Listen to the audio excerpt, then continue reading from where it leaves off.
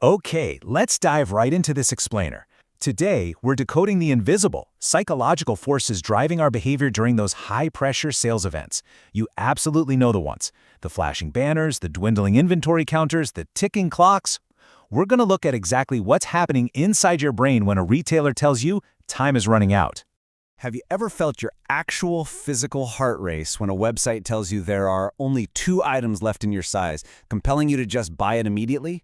Or maybe you felt that sudden rush of anxiety during a Black Friday sale. Well, it turns out that physical reaction, it isn't some flaw in your personality. It's a highly predictable cognitive response. Which brings us to Section 1, the ticking clock stress. To peel back the first layer of this onion, we really have to look at the surface. The intense, visceral stress of shopping during major retail events. According to Western University professor Mark Cleveland, who studies consumer behavior, this overwhelming sense of anxiety you feel when shopping is not an accident. It's carefully manufactured. The chaos is actually a highly engineered environment specifically designed to lower your defenses. Think about it. Retailers create a perfect storm to disrupt your normal decision-making. First, they hit you with massive sensory overload from ads and, actual crowds. Then add in the intense social pressures around gift-giving, which is honestly a form of symbolic communication where we're constantly worrying about what the recipient's going to think of us. Mix in competitive dynamics like that infamous and, let's be real, slightly terrifying scramble for a discounted flat-screen TV. This deliberately strains your cognitive capacity. Your brain literally has less energy to think rationally, forcing impulse buys. Add in the fact that lots of people use retail therapy as a coping mechanism for emotional or financial distress, and you've got a perfect recipe for severe overspending. So let's get into Section 2, scarcity and urgency messaging. What's really fascinating here is how marketers weaponize that stressful environment. And we know this works because it's been rigorously tested. A study published in the Canadian Journal of Marketing Research ran a controlled experiment with 480 participants. This gives us empirical proof of how deeply these tactics alter our perception of an item's value, our intent to purchase, and basically the speed at which we decide to pull out our wallets.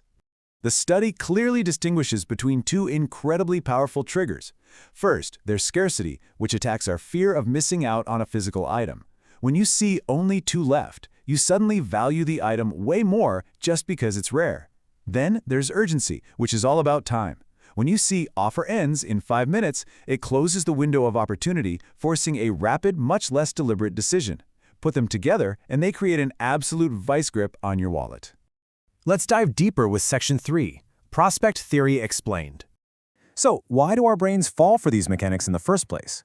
Well, we have to go back to 1979, to the Nobel Prize-winning cognitive science at the core of this explainer.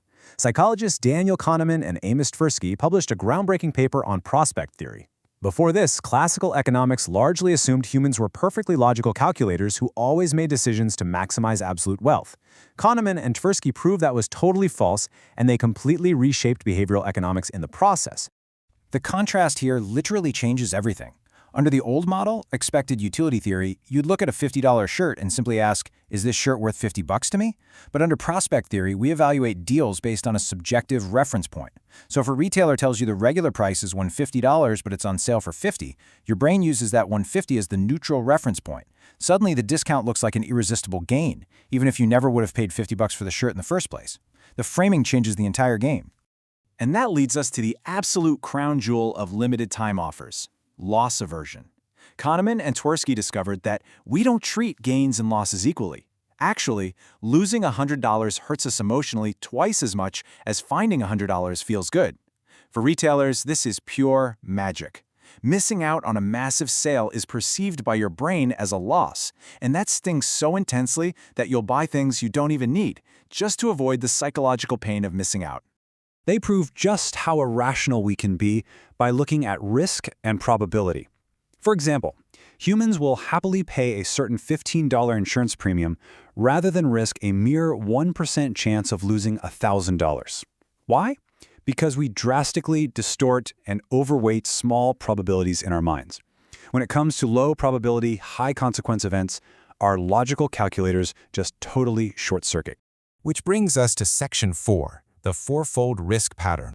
Let's see how this builds into one of the most fascinating matrices in all of behavioral psychology. Have you ever stopped to wonder about this wild contradiction? Why will the exact same person buy an extended warranty to completely avoid a tiny risk of their toaster breaking, but then drive to the gas station and buy a lottery ticket, actively seeking out a tiny probability in hopes of a massive payout? It seems completely backwards, right? Well, it comes down to how we approach risk. When we're faced with a high probability of a loss, like watching a ticking checkout timer that guarantees your cart will empty in 2 minutes, we actually become risk-seeking. We act impulsively just to avoid the sure loss of the deal. Conversely, when faced with a high probability of a gain, we suddenly play it incredibly safe because we fear disappointment. Marketers know exactly where you sit in this pattern at every single stage of the checkout process. Moving on to Section 5, Manipulation versus Ethical Influence. Now that we understand the raw psychology, we really need to look at how businesses apply it in the real world, as an ethical tool to help customers or as a manipulative weapon to extract cash. According to a guide on dark psychology in e-commerce by AdMetrics, the intent is everything here. Manipulative sites use fake scarcity, those countdown timers that conveniently just restart if you refresh the page. This is dark psychology, and it eventually shatters trust, leading to huge refund rates.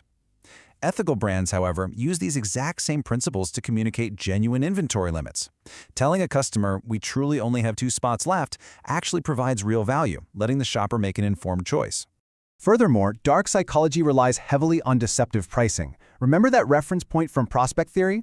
Manipulators will inflate the original anchor price just to make the discount look bigger, and then trigger your loss aversion by throwing in surprise fees at the final checkout screen, hoping you're just too committed to back out. Ethical influence, on the flip side, relies on radical transparency, showing clear upfront value and explaining exactly what the total costs are from minute 1. And here's a fun fact for the manipulative marketers out there. Trying to trick the human brain with those surprise hidden shipping costs at checkout actually backfires massively. The data shows this tactic directly causes a staggering 48% of all online shopping cart abandonments. Turns out, the human brain hates feeling tricked just as much as it hates losing out on a deal. And finally, Section 6, Navigating the Shopping Frenzy. So, what should you take away from all this to protect yourself during the next major sale? Professor Cleveland recommends a few highly practical steps to short-circuit this psychological manipulation. First, literally just walk away. Let the manufactured urgency fade so your logical brain can come back online. Second, and I think this is a brilliant hack, use physical cash. When you have to physically count out bills, loss aversion kicks in for your money instead of for the product, making you way more protective of your spending. Finally, make a list and assign a strict budget. A predetermined plan is your ultimate shield against impulse buys driven by sensory overload. By understanding the invisible mechanics of prospect theory, the reality of loss aversion, and how to spot manipulative urgency from a mile away, you now have the power to decide. You know exactly how the game is played, and you know how your brain is wired to react. So, I leave you with this. The next time that checkout countdown timer ticks towards 0, will you be the one in control?